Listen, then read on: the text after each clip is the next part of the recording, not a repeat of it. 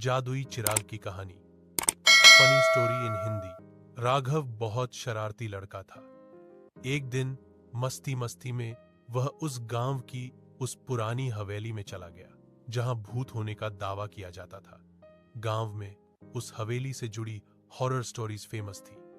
कहते थे कि वहां कोई जिन्न रहता है, लेकिन राघव को इस बात की कोई चिंता नहीं थी। हवेली काफी सालों से बंद पड़ी थी। ऐसे में वह बहुत गंदी और डरावनी दिख रही थी।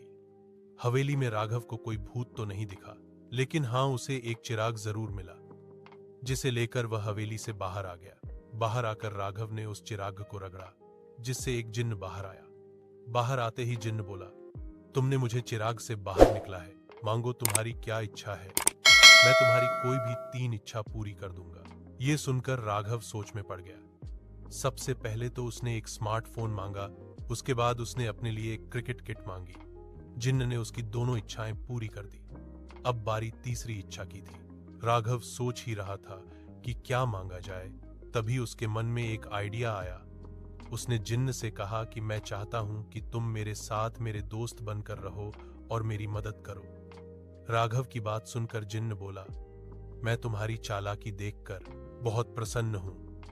अब से मैं तुम्हारे साथ ही रहूंगा। तुम्हें जब भी मेरी जरूरत हो, तुम इस चिराग को रगड़ देना, मैं बाहर आ जाऊंगा और तुम्हारी मदद करूंगा। लेकिन हाँ, ध्यान रखना कि तुम इस चिराग को खो न दो, क्योंकि अगर तुमने ऐसा किया तो तुम हमेशा के लिए मुझे खो दोगे। राघव ने जिन्न की बात मान ली और वह चिराग को हमेशा अपने साथ रखने लगा। अब जब भी उसे कोई परेशानी होती, जिन्न आकर उसे हल कर देता।